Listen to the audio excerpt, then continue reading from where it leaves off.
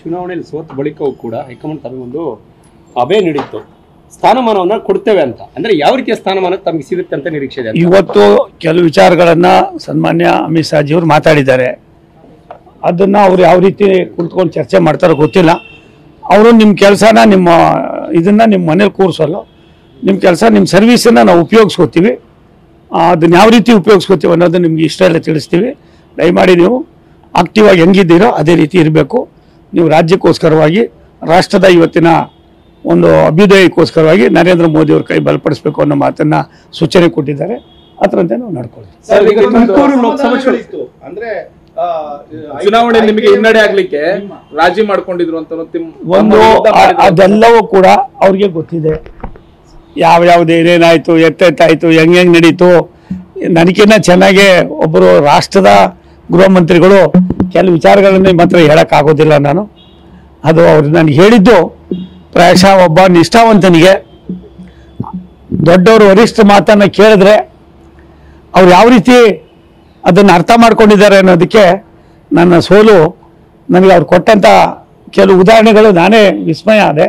ಆದ್ದರಿಂದ ನಾನು ನಮ್ಮ ಪಕ್ಷದ ಹೈಕಮಾಂಡ್ಗೆ, ವಿಶೇಷವಾಗಿ ನಮ್ಮೆಲ್ಲರ ನಾಯಕರಾದ ಅಮಿತ್ ಶಾ ಜಿಯವರಿಗೆ, ನಾನು ಅಮಿತ್ ಶಾ ಅವರಿಗೆ ಅಭಿನಂದನೆಯನ್ನು, ಕೃತಜ್ಞತೆಯನ್ನು ಸಮರ್ಪಣೆ ಮಾಡ್ತೀನಿ. ಚುನಾವಣೆಯಲ್ಲಿ ಸೋತ ಬಳಿಕವೂ ಕೂಡ ಹೈಕಮಾಂಡ್ ತಮಗೆ ಒಂದು ಅಭಯ ನೀಡಿತ್ತು, ಸ್ಥಾನಮಾನವನ್ನ ಕೊಡ್ತೇವೆ ಅಂತ. ಅಂದ್ರೆ ಯಾವ ರೀತಿಯ ಸ್ಥಾನಮಾನ ತಮಗೆ ಸಿಗುತ್ತೆ ಅಂತ ನಿರೀಕ್ಷೆ ಇದೆ? ಇವತ್ತು ಕೆಲವು ವಿಚಾರಗಳನ್ನ ಸನ್ಮಾನ್ಯ ಅಮಿತ್ ಶಾ ಜಿಯವರು ಮಾತಾಡಿದ್ದಾರೆ.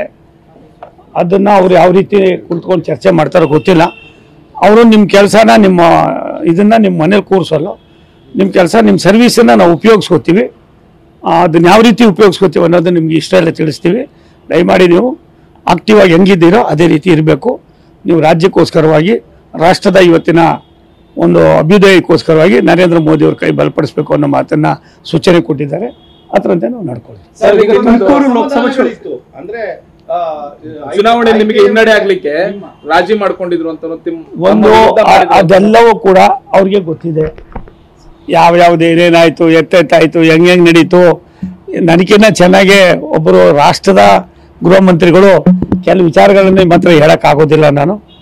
ಅದು ಅವ್ರು ನನಗೆ ಹೇಳಿದ್ದು ಪ್ರಾಯಶಃ ಒಬ್ಬ ನಿಷ್ಠಾವಂತನಿಗೆ ದೊಡ್ಡವರು ವರಿಷ್ಠ ಮಾತನ್ನ ಕೇಳಿದ್ರೆ ಅವ್ರು ಯಾವ ರೀತಿ ಅದನ್ನು ಅರ್ಥ ಮಾಡ್ಕೊಂಡಿದ್ದಾರೆ ಅನ್ನೋದಕ್ಕೆ ನನ್ನ ಸೋಲು, ನನಗೆ ಅವ್ರು ಕೊಟ್ಟಂಥ ಕೆಲವು ಉದಾಹರಣೆಗಳು ನಾನೇ ವಿಸ್ಮಯ ಆದೆ.